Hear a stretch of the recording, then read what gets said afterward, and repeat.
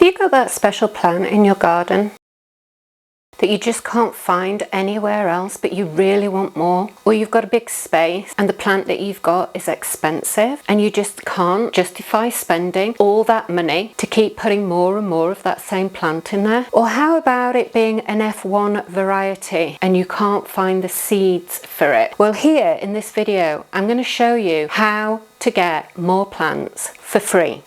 So let's get on with that. Now here, these very poor looking sad plants are actually cuttings of that particular variety of Nemesia that I did last year, because that big trug planter that I just showed you, it actually needed some work doing to it because it's a few years old now, and so my son emptied it for me, and it now needs refilling, and I want these in it. So I wanted to show you what this is, because in one of my other videos I'm going to show you how to repot plants as well, and so these are desperate for repotting on. But before I do that, these plants need cutting back because they've got the old foliage and the new foliage. And so what I wanted to show you, if it'll focus in, these dead bits here are where these flowered last year, but they don't produce seed. So that can come off, and you can tell the difference. Look, there is the beautiful new spring growth because they're inside, and this is the old growth that can all be cut out. This is not doing the plants any favours whatsoever, so we're going to cut all that out. And our cuttings are going to come from all of this new growth here. And the reason that we're going to cut this new growth back is because when we put on these plants, it's going to help the plants to spread out the roots rather than focusing, because the one thing these plants are already trying to do is they're already trying to flower. What you're going to need to do this, really simple, and you can do this one of two ways. Okay, all I've got here is just a tiny little takeaway tub. This had sauce in it from a takeaway, and now it's just got water in it, and this is my preferred method. All right, and this pot is shallow enough that it'll hold enough water, but it will also hold and support the amount of cuttings that I'm going to put in here, and that's what you need. So you can use a tiny little tumbler glass, or depending, you know, I mean, these are fragile tiny little cuttings, but if you're taking them off a more substantial plant, then even a jam jar, any kind of waterproof pot will do. Now the other way to do this is that all these cuttings, once they root, are going to go into these tiny little pots, but you can put them straight in here if you want, and all that's in here is cacti potting mix. And the reason for that is because it's actually a well draining medium, because what you don't want is for these to, because they've got no root, you want to encourage the rooting, and so you don't want something that's going to hold tons of water because they'll just rot. All right, so if you're going to put them straight into a compost, then it needs to be quite free draining. If you make your own, put perlite or vermiculite, something in it. Now you can, if you want to, I have this to show you. It's a rooting powder. You can make your own rooting things from willow bark that has a natural substance in it that will help with rooting, but I'll show you what to do with this in a moment. The other thing that you're going to need, I mean, you might not, if you've got some good nails on you, you can do this yourself, but I don't have great dexterity anymore, even though I do have quite good nails. So I'm going to use a pair of pincers, and these are my preferred ones. These are from Wilkinson Sword. I'm in no way affiliated to them. Now I have mine working quite stiff, so before anybody comments on that, I just mentioned my dexterity is absolutely useless, and these are sharp. It's to stop me from cutting myself, which I'm prone to do. I don't need them springing around on me. So first of all, I'm just going to cut out. Now I'm going to take this right down to the bottom, but I'm going to show you something here.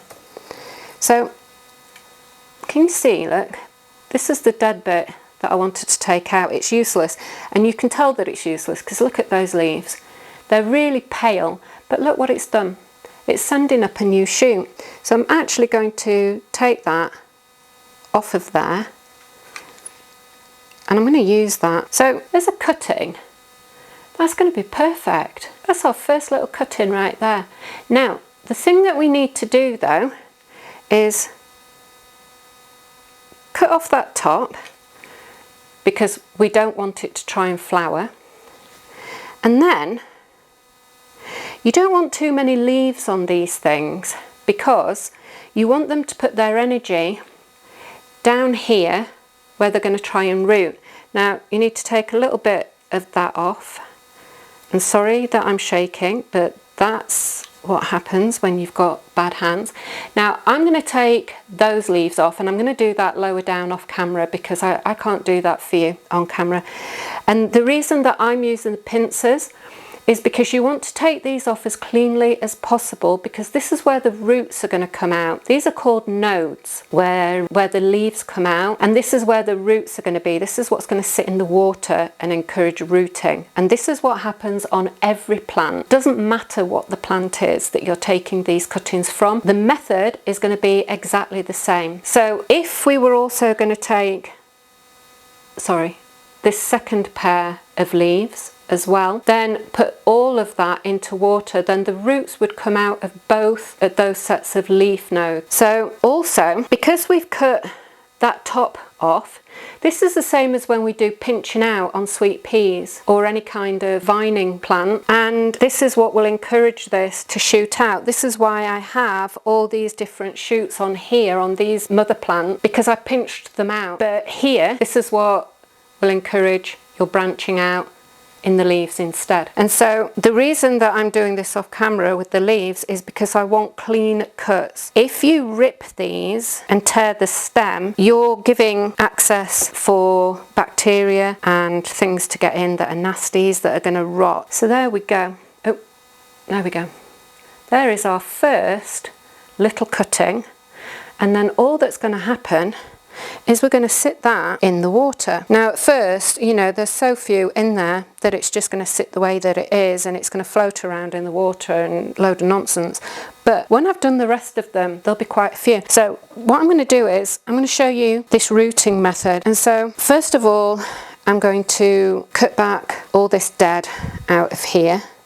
I don't want to take it too far down because I don't want to allow any space for any diseases to get in. So again, we've got one here that is old, but it does have a new shoot that we can take the cutting from. So we're going to do that. And this one, I'll show you how to pot it straight into the compost. So again, we're going to take that top off. Now this has got a kink in it, and I don't want that because I want this to grow straight. So I'm going to take it where the kink is, clean cut, and then I'm going to take those leaves off. Now I just have a tag, and you will want to tag all your plants. I'm not going to do for these because I know exactly what they are, but I'm just going to make a hole in my compost. Now what I'm going to do with this, these I've already wet. This potting mix rather is quite dry when it's in the bag. Wet all this down and give it a chance to drain through before you do all of this. And so just taking, quite gentle with these, but just taking that, wet it first beyond that node, then dip it beyond the node like that. Let me see if I can get that to focus better for you. There you go. So you've dipped it in that rooting powder beyond the node, and then all you're going to do is stick it. And actually that compost is still too wet, so that's because in these trays that they're sat in, these are cheap, and I like them once I've got my compost done because I can just pick it up and turn it all around, but it's not draining well, so actually I'm going to sit that out of there so it can drain properly. But there you go, simple as that. And we'll come back later. I actually need to, that will probably reorientate itself and straighten up. I'll put it on the windowsill that way round with south here, so that when the sun hits it, it'll probably bend it back towards the window and straighten that up. I'm going to get the rest of these done and then show you these plants and what they look like once I've cut them all back. And so there we have it. Here are our two plants ready for potting on. I did 2 cuttings in a pot to see how they get on, compared to all of my little cuttings in water, and we'll see how they get on. These can take quite a while. Change the water regular so that nothing in there can kill them, and they may take a few days to a week to even a few weeks, but they will take root eventually. And you can do this with any plant, house plants, the ones in your garden. There are some different methods for other things like trees because of the type of rootstock you might want to use. You might want to use grafting instead, but that's a whole other different topic. So I hope you found this interesting. We'll be talking about rhizomes in the next video, so I hope you'll come back to watch that. Bye for now.